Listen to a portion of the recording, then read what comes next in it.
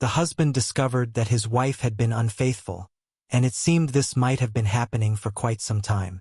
Let's delve into their story. I am 47 years old, and my wife is 45. For 22 years, we shared what I believe to be a happy marriage and were proud parents to 3 children, a 20-year-old son and 2 wonderful daughters, aged 18 and 16. But something pivotal occurred in September 2001. On that day, my wife had arranged to meet a man she'd connected with online at a nearby hotel. From their months of exchanging texts and photos, it was clear they intended to start an affair. At the time, we had been married just 2 years, and our son was not even a year old. Reflecting on how drastically different life was back then is surreal. However, her plans took an unexpected turn due to the tragic events in New York that day. Her uncle, who worked on the 84th floor of the South Tower, was killed instantly when the tower fell. The nation was in mourning, and my wife was profoundly affected by the loss. I offered her all the support I could during that devastating time. Overcome with guilt, she eventually admitted her intentions to me, expressing profound regret. She assured me that her relationship with the man had remained purely emotional and even showed evidence to back up her claim. Before her confession, I had sensed that something felt off, but I had no idea she was emotionally involved with someone else. Her admission shocked me to my core. I had always believed I truly knew her. She grew up in a conservative household where parties, drinking, and dating were strictly discouraged. When we started our relationship, she told me I was her first romantic partner. But after her confession on that fateful day, I began questioning everything I thought I knew about her. If not for the tragedy, she might have gone through with her plans, and I would have been none the wiser.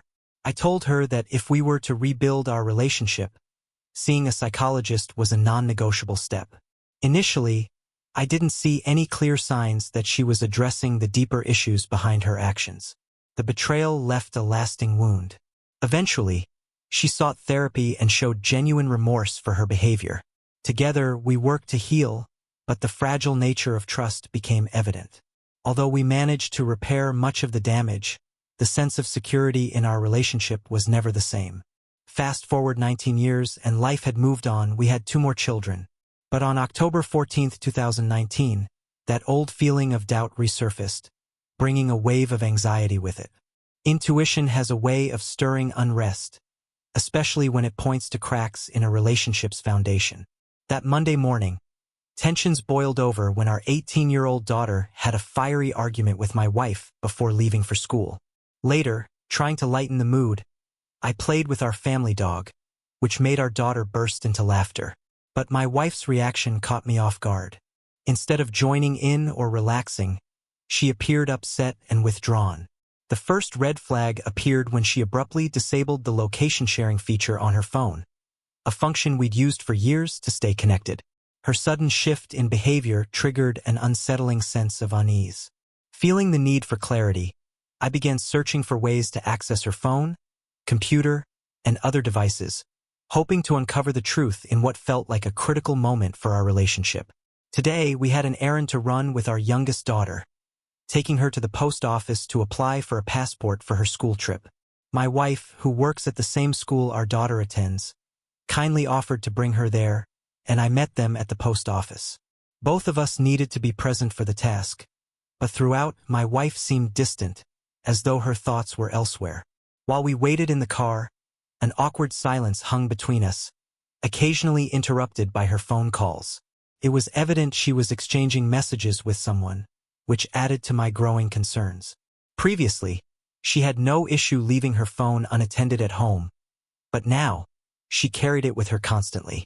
This change only fueled my suspicions. I also remembered her recent purchase of an iPad for work, which I had helped set up. We had discussed the purchase beforehand, so I wasn't surprised when she brought it home. But what stood out was how inseparable she seemed from it, often keeping it by her side alongside her phone. One day, she left it unattended on the table, and I seized the opportunity to investigate. To my surprise, the device was locked with a passcode. This was out of character for us since we never used passwords on our devices. When I asked about it, she explained it was necessary to protect sensitive student information, which seemed like a reasonable explanation. Still, a part of me couldn't shake the thought that there might be more to it than she was letting on. On a Friday, we had arranged to meet at the bank to finalize a loan for our new house. Later, after returning home, my wife mentioned needing to run some errands. Feeling curious, I decided to check our bank account activity and was surprised to see that one of her stops had been at an adult store. This discovery immediately raised my suspicions. When I got the opportunity, I discreetly examined her purchases and found a set of beautiful lingerie. This left me confused and concerned, especially since our intimacy had been lacking for a while, largely due to her apparent disinterest. The situation prompted me to initiate a conversation with her about the state of our physical relationship. Frustrated by the distance between us, I decided to take matters into my own hands and consult a doctor for advice. As I researched online, I came across several articles about low libido in women. The information piqued my curiosity and encouraged me to delve deeper. I began quietly observing her behavior, trying not to draw attention to myself. Eventually, through subtle persistence, I managed to figure out the passcode to her iPad. One day, while she was preoccupied with our daughter, I carefully unlocked the device.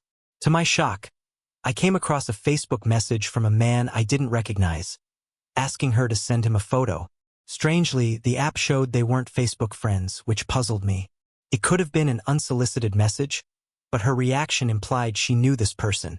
The conversation quickly escalated in tone, and at one point, he even suggested she leave our daughter to spend time with him instead. The nature of their exchange left me rattled, and I felt I couldn't keep this discovery to myself. That evening, unable to contain my emotions, I confronted her. Looking back, I realized it wasn't the best approach. She denied everything and swiftly began to cover her tracks. She claimed the lingerie was intended for me and that she was working up the courage to wear it. Regarding the man on Facebook, she said he was a former coworker from a summer job who had recently reconnected with her. She swore their interactions were strictly text-based and had never crossed into anything physical. Although I wanted to believe her, her explanations didn't sit well with me. I made it clear that all communication with him needed to stop immediately, and she promised to end it. The next day, I asked her again if their contact had truly ceased. She reassured me it was over, not knowing that I had already seen more of their messages.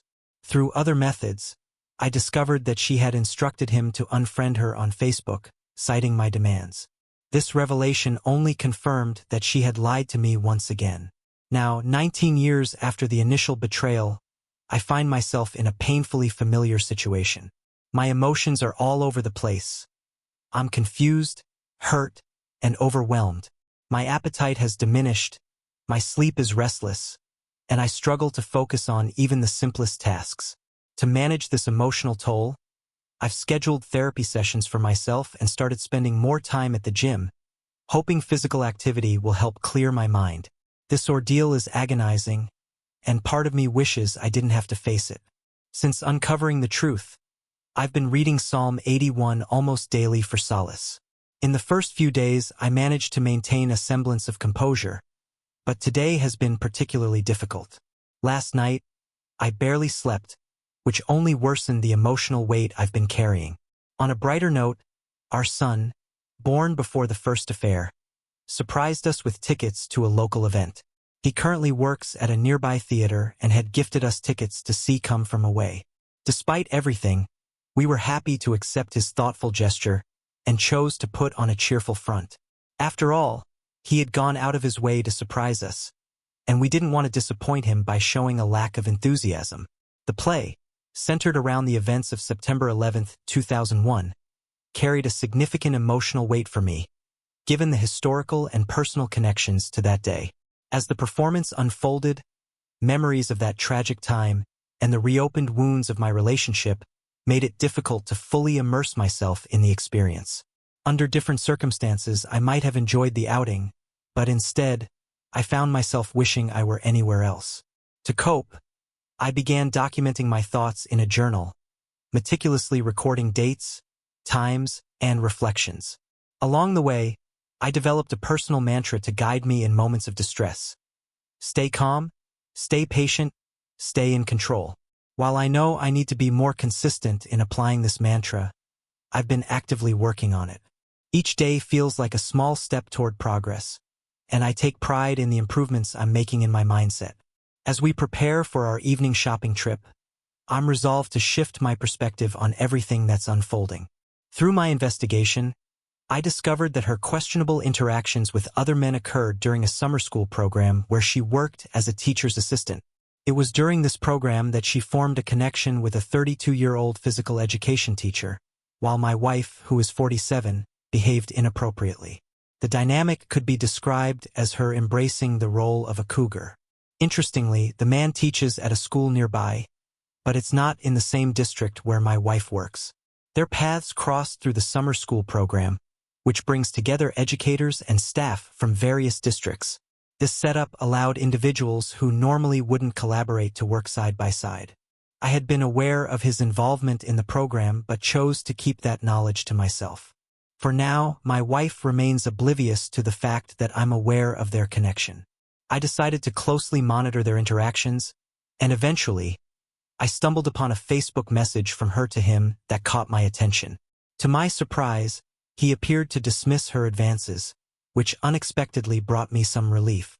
It seemed he viewed her more as a friend and wasn't interested in pursuing a romantic relationship, likely due to their significant age gap.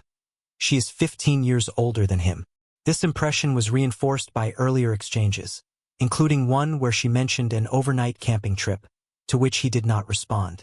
Later, I discovered she had informed him about the trip in advance, yet he still seemed disinterested.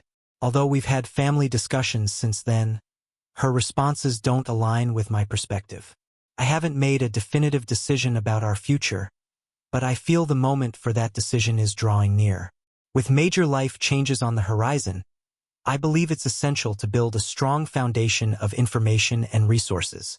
To that end, I've been using tools like voice recorders, GPS trackers, and electronic codes to gather concrete evidence. I want to be thoroughly prepared before making any drastic moves. Additionally, I've started researching the divorce laws in our state and intend to consult legal professionals when the time comes. Seeking advice from friends who have recently experienced divorce has also provided valuable insights for navigating this difficult path. For my peace of mind, I've decided to collect DNA samples from my 3 children. This isn't because I doubt they're mine. It's purely to resolve any lingering uncertainties. Regardless of the results, my love for them will remain unchanged. What I'm waiting for is a combination of gathering sufficient evidence and finding the courage to accept the reality of our situation. It's becoming increasingly clear that our relationship is beyond repair, but the thought of confronting that truth is overwhelming. I also grapple with the idea of subjecting my children to the upheaval of a divorce. Even though they're older now, their emotional well-being remains a top priority for me. I hesitate to expose them to the inevitable turmoil and uncertainty such a change would bring. In the meantime, I find myself in an unusual position. A part of me takes a strange, bittersweet comfort in listening to her recorded conversations on a dictaphone. It keeps me informed about her recent actions, such as unfriending numerous people on social media over the past few days. I acknowledge that my spying isn't justifiable and would understandably upset her, but I feel it's the only way to make sense of what's happening. Over the past year, I've noticed her behavior has shifted dramatically. She seems to be going through a midlife crisis, compounded by the profound grief of losing her mother last November. Her loss deeply affected her emotional state, and just 2 days later, my father passed away. Within 3 weeks, 2 more relatives died, creating a devastating wave of loss. As we struggled through this overwhelming grief, Christmas arrived, bringing no reprieve from the sorrow. Our family endured one misfortune after another, and the cumulative heartache weighed heavily on all of us. I fully understand how these tragedies have shaped her current mindset. Somewhere deep down, I wonder if her behavior stems from these recent traumas. This thought makes me pause and reconsider the impact of adding the strain of a divorce to her already fragile state. For the sake of our children and loved ones, I've resolved to practice patience a while longer. Ending a 26-year-long relationship is anything but easy. My love for her once burned so fiercely that it consumed me, And even now, it's hard to let go of those emotions. Despite everything, I know I need to take my time, carefully weigh my options, and prepare myself for the challenges ahead.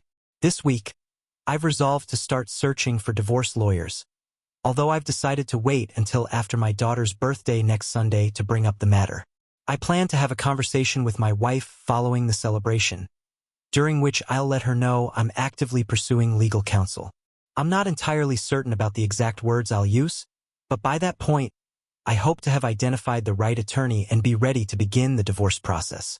Deep down, I still harbor a faint hope that this might prompt some sort of reflection or realization on her part. However, I've reached the conclusion that our marriage is no longer salvageable, given the overwhelming evidence of her infidelity. On February 11, 2022, I secretly placed a voice recorder in her car. Listening to the conversations it captured has offered me unsettling clarity about what has been happening. It's a strange feeling to finally confront the reality I've suspected for so long. To prepare myself mentally for what's ahead, I've been addressing the physical and emotional toll this situation has taken on me. Struggling with insomnia, I've resorted to sleep aids to get through the nights. I've also returned to the gym, channeling my nervous energy into exercise, and I'm using the opportunity to shed a few pounds I'd gained during my inactivity. My diminished appetite has helped in that regard, though it's hardly ideal. To combat my difficulties concentrating, I've made it a habit to write down essential tasks and review them mentally to avoid forgetfulness. The night sweats, however, remain a frustrating issue, and I'm actively seeking solutions to alleviate them. When I first uncovered the extent of her actions, I knew it was time to address another practical issue. I gathered towels, t-shirts, and underwear, stacking them beside the bed in preparation for those difficult winter nights when even simple tasks feel daunting. Strangely, taking this step brought me a sense of relief. I realized I no longer needed to live in secrecy, playing the roles of both spy and investigator within my own marriage. No longer would I have to tiptoe around sensitive topics or suppress my concerns just to keep the peace. For months, she had carried on as if everything was perfectly fine, even as her frustration with me seemed to grow. Finally, when the moment came, I confronted her. I didn't lead with anger or accusations. I simply spoke his name. The weight of that revelation immediately shifted the dynamic between us. Her reaction was one of nervous excitement, and without another word, she rushed out of the house. For the first time in a long while, I felt a burden lift. I was no longer consumed by the need to meet her expectations or constantly keep her informed of my every move. But there was something else. Recently, her behavior seemed off, almost suspiciously pleasant. She became unexpectedly kind and agreeable, letting go of things that would normally irritate her. At first, I interpreted this as her finding happiness or peace. Yet, an uneasy feeling lingered. It was as though everything was running too smoothly, unnaturally so. That nagging doubt compelled me to step into the role of a silent observer. In my mind, I imagined myself as a detective in a trench coat and sunglasses, gathering evidence to confirm my suspicions. I discreetly installed a voice recorder in her car and reactivated the GPS tracker.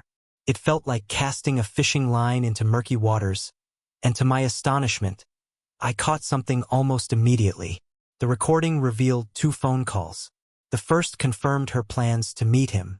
They arranged to rendezvous in a church parking lot, where they spent approximately 40 minutes together. I was relieved that I didn't have to listen to the entirety of their conversation. It was enough to know it happened. As she walked to his car, she made another phone call. This time, she reached out to a trusted friend who lives across the country. This confidant seemed to serve as her sounding board, someone with whom she shared her secrets. That conversation, even more than her interaction with him, solidified what I already knew. It provided an additional layer of confirmation that I couldn't ignore, though deep down, I had already made up my mind. Our next conversation unfolded in a way that had become frustratingly familiar. She downplayed and deflected, attempting to shift the focus away from her actions. "It's my fault," she said, "for holding on to regrets about the opportunities one missed in life. Before we got married, I never got the chance to go to college or enjoy the carefree bachelor life. As much as I wanted to avoid shouldering her guilt, I knew part of this resentment stemmed from choices we'd made together, and I acknowledged my share of the blame. I've told her before that if she wants to leave, I would understand, yet she's chosen to stay, though her actions clearly indicate that the betrayal was entirely her own doing. While I've made my mistakes as a husband, it's essential to recognize that our marriage hasn't been flawless on her side either. The idea that I was married to the perfect wife has never been my reality. Recognizing that our relationship has reached its limit, I've started seeking advice from divorced women I know, asking for recommendations for lawyers and strategies for navigating this process. It's become evident that I need to end this chapter. Her withdrawal from our relationship and lack of commitment to repair the damage have left me with little choice. I refuse to put myself at risk for another betrayal in the future, so I'm moving closer to the decision to file for divorce. Navigating this emotional storm has been far from easy. In a moment of raw frustration, I punched a wall. Not hard enough to cause damage, thankfully, but enough to release some pent-up anger. With no one around to witness the outburst, I let out a loud, guttural curse, allowing myself to feel the weight of everything I'd been holding back. Later, during a phone call with my best friend, the floodgates opened, and I broke down in tears. For a fleeting moment, I indulged in a fantasy of reconciliation, imagining that, somehow, we could repair what's been broken. I wondered if putting in a little more effort on my part might help us find our way back to the happiness we once shared. But deep down, I know these thoughts are nothing more than false hopes. Divorce is the only logical path forward. I've repeated this to myself, to my mother, and to the close friends I've confided in countless times since the betrayal came to light. While we're both still under the same roof, our interactions have dwindled to almost nothing. The space between us has grown vast and unfamiliar. At work, we used to exchange texts throughout the day, little check-ins, updates, and lighthearted jokes. That rhythm is gone now, as are the casual hugs and kisses that once filled our days at home. She's been sleeping on the couch instead of our bed, and mornings, which used to bring me simple joy, have lost their warmth. I would gently wake her up when the alarm went off, rolling over to stroke her back or arm and softly whisper, "Hey honey, it's time." That quiet, shared moment is now a memory. Though she hasn't physically left, and we haven't formally separated, I know what I need to do. The road ahead will be long, dark, and lonely, but I'm holding on to the hope that there's light waiting for me at the end of it. What's troubling is witnessing her envy of our children. Their involvement in the school musical group has opened doors to incredible opportunities, traveling to exciting places and participating in unique events. Opportunities neither of us had growing up. While I find joy in seeing them thrive, she seems to view their success through a lens of bitterness, as though their accomplishments highlight what she missed out on. Over the past 2 decades, I've also dedicated myself to a hobby that brings me immense fulfillment. As a member of a well-known local band, I've been fortunate enough to perform at wonderful events. But even this has been a point of contention. She often overlooks the countless hours I've poured into practice and study to reach a level where I can enjoy this creative outlet. Instead, she fixates on her own feelings of inadequacy. Oddly enough, she still shares stories with me about colleagues or acquaintances who mention following our music. It seems she takes a certain pride in being married to someone who garners attention, even while resenting the time and effort it takes. This paradox feels emblematic of our marriage. Moments of pride interwoven with envy, love tainted by resentment, and hope shadowed by disappointment. One day, my wife voiced her displeasure, accusing me of leaving her alone with the children whenever I went out to perform. Yet, I couldn't ignore the larger picture. I was working hard to bring home extra income while doing something I loved. Playing music on stage is an exhilarating experience, but it's far from effortless. I had to handle concert arrangements, coordinate with bar owners, ensure the band's rhythm was flawless, and respond to the energy of the crowd. Despite the late nights, I'd still rise at 5 a.m. for a full day of work. Balancing these responsibilities made my days both demanding and exhausting, but it felt necessary to meet our family's financial needs and build the house she dreamed of. Leaving the band wasn't a realistic option. It provided a crucial source of income, comparable to what she earned at her steady job. Ironically, this became a point of contention. My earnings from the band, combined with the significantly higher wages from my primary job, seemed to aggravate her rather than bring gratitude. It stung to realize that all my efforts to provide for our family were met with resentment instead of appreciation. The saying, "When someone shows you who they are, believe them," resonates deeply with me now. Unfortunately, it took far too long for me to recognize the true nature of the woman I married. Staying together would only mean subjecting myself to another cycle of disappointment and frustration. With this in mind, I've started reaching out to recommended lawyers and plan to schedule consultations soon. While divorce isn't immediate, it's clear there's no foundation left to rebuild our relationship. Paradoxically, the person my wife presents to the world is vastly different from the one I experience at home. To outsiders, she's warm, caring, and an exceptional mother, always willing to lend a hand to others. In many ways, these qualities are genuine, but within the walls of our home, the reality doesn't align with the perception. Over time, her resentment and unhappiness have overshadowed the person I once knew. She's also fallen into what I've started calling the Palm syndrome. This stems from her interactions with a coworker, someone who, as it turns out, is also married to another of their colleagues. I haven't shared this with her family yet. She has only 2 living relatives, her father and his sister. While I don't communicate with them often, I plan to inform her father eventually. In addition, I reached out to the wife of the man involved, hoping for a conversation, but she hasn't responded.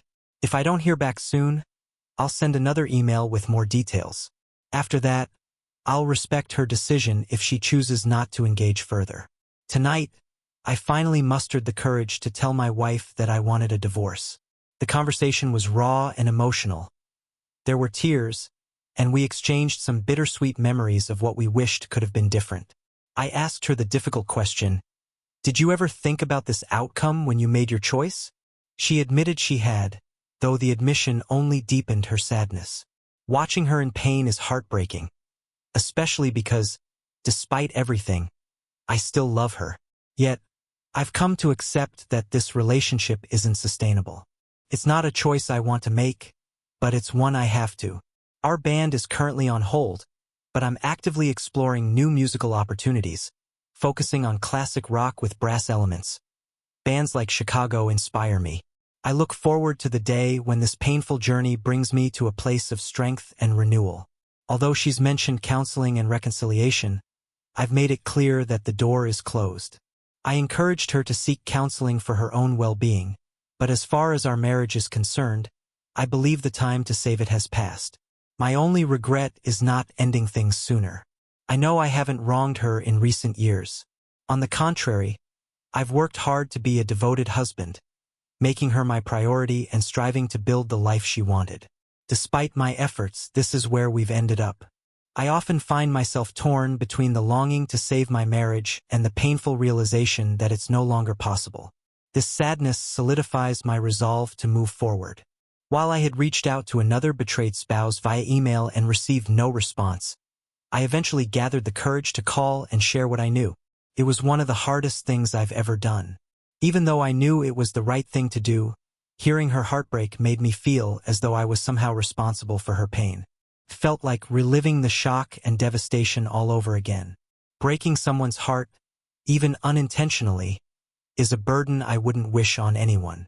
I assured her that, despite never meeting in person, I would be there for her if she needed someone to talk to, whether by phone or text. Surprisingly, the conversation was therapeutic for me as well. As we shared our experiences, it gave me clarity and strengthened my conviction that I'd done the right thing by reaching out. She expressed her gratitude, which eased some of my guilt.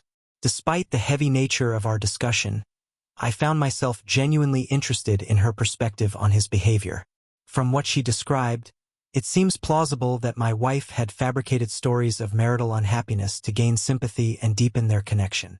While I hold my wife fully accountable for her betrayal, it's hard not to consider that she may have manipulated him by feeding into his vulnerabilities. My wife remains unaware of this interaction, and I've decided to cut off communication with her as much as possible. I avoid sharing space with her unless necessary for matters involving the children or household responsibilities. The atmosphere at home has grown noticeably colder, and I think she's starting to realize the gravity of her actions. However, it feels as though she expects me to either ignore what's happened or make a desperate effort to salvage our relationship. That's not an option I'm willing to entertain anymore. In the past, I failed to assert my own needs and desires for a fulfilling marriage. I accepted her apologies and settled for superficial changes. I regret my passivity, but things are different now. I've distanced myself emotionally and stopped engaging in casual conversation or small talk with her. Those interactions are relics of a past I'm determined to leave behind. She seems to be struggling with this shift, finding it hard to accept that I'm letting go of so many aspects of our relationship. It's painful to witness, but the weight of responsibility for our failed marriage rests entirely on her shoulders. The persistent why question still haunts me. Why would she make these choices? Why risk destroying what we had? I realize I may never get a satisfying answer, but the question lingers nonetheless. Tonight, however, brought a rare moment of positivity. We attended an event as a family to celebrate my youngest daughter's performance in the school musical. She had a major role, and watching her sing, dance, and light up the stage filled me with pride and joy. My wife sat beside my mother, who is aware of our situation. Although my wife doesn't know what my mother knows, I couldn't help but feel sympathy for my mom, who must have felt caught in an awkward position. When I told my mom the truth, she was visibly shocked. She remarked how happy we always seemed and shared that she'd grown to love my wife as though she were her own daughter. During the performance, I received a text from someone else who had experienced betrayal, checking in to see how I was doing. She told me her husband, who had also been unfaithful, had been temporarily sent away. When she learned he sought refuge with a friend, she worried about further infidelity. Thankfully, I was able to reassure her that her fears were unfounded. Even so, the painful memories and obsessive thoughts continue to plague me. Occasionally, I entertain fleeting hopes of reconciliation, imagining what it might take to repair our shattered relationship and family. Yet these moments of nostalgia are brief, quickly replaced by the realization that staying in this marriage would be untenable. I see these shifts as progress. They remind me that moving forward is the healthiest choice. I also find myself questioning how someone who grew up in a devout Christian family, surrounded by strong moral principles, could engage in such hurtful and dishonorable behavior. It's a contradiction that's difficult to reconcile. But despite these unanswered questions, I'm becoming more certain that divorce is the only path forward. Tonight marked a pivotal moment in this ongoing ordeal. I followed her to the parking lot, where she stood for a while before heading to the store and returning to the same spot. As I observed from a distance, my instincts told me she was meeting him. Driven by that hunch, I decided to investigate further. To my shock, I found her car parked next to his. In the process of trying to make sense of the situation, I reached out to his wife, with whom I had been in contact over the past few days. She encouraged me to confront them, introduce myself, and take a photo for evidence. Following her advice, I told my wife not to return home that evening and made my way back alone. Soon after, she called me, crying and apologizing. Reluctantly, I agreed to let her retrieve her belongings, hoping it would give her the space she needed. That was when I finally got the answers I had been seeking, and a new chapter in this tumultuous journey began. But there was yet another unexpected turn of events. The DNA test results for our 3 children, which I had completely forgotten about, sat unopened in the mailbox. I rarely received physical mail, so I had overlooked them. I had always believed all 3 children were mine, but to my utter disbelief, I discovered that my eldest son was not biologically mine. The shock of this revelation hit me like a ton of bricks. I never anticipated such a betrayal, and the realization that my wife must have been unfaithful early in our marriage shattered my heart beyond repair. I knew I had to be honest with my children, no matter how difficult it was. So, last night, I gathered the courage to tell my son the truth. The moment was emotionally charged, filled with tight hugs and tears. Meanwhile, my soon-to-be ex-wife was still absent from home, caught in her betrayal. Though he isn't my biological son, I've raised him as my own, and he will always hold a special place in my heart. Now in his 20s, he has become a young man I'm incredibly proud of. Yet he's not yet ready to confront his mother about what she's done. With a heavy heart, I called my soon-to-be ex-wife to share the news. As expected, she broke down in tears and apologized profusely. She wanted to return home, but I firmly insisted that she stay where she was for now. Regardless of the DNA test, I reminded myself that he would always be my son. Our bond goes beyond blood. Throughout this entire ordeal, I made sure to express my love for all of the children daily, never hiding it. Now that the truth has come out, I feel a sense of relief. The constant worry of having to play detective in my own marriage is over. No more lies, no more uncertainty. This marks a new chapter, free from the fear and the strain of trying to figure out what was really happening behind closed doors. I can finally release this burden and breathe a little easier. The days of walking on eggshells around her are behind me. My children and I have begun the path toward healing. It won't be easy, but we've found some peace amidst the chaos. In the weeks, months, and years ahead, we'll likely experience a range of emotions, but I now see a way out of this darkness. And then, the most tragic thing imaginable happened. Despite all the anger and resentment we felt toward my soon-to-be ex-wife, we were struck by an overwhelming sense of sorrow and grief when we learned of her death in a car accident caused by brake failure. At first, it seemed like a tragic accident, but surveillance footage later revealed the horrifying truth. Her lover's wife had intentionally tampered with the brake lines while my wife was with him and his friend at their home. In a fit of rage and betrayal, the other woman had broken into the garage and sabotaged the vehicle. Unable to forgive their infidelity, she had taken matters into her own hands. Her involvement in my wife's tragic death was confirmed, and she was sentenced to 8 years in prison. As we come to terms with this devastating loss, we face a long and difficult journey ahead. Life, in its unpredictable way, has thrown us a curveball, and the key now is to navigate this hardship and, in time, learn from the experience.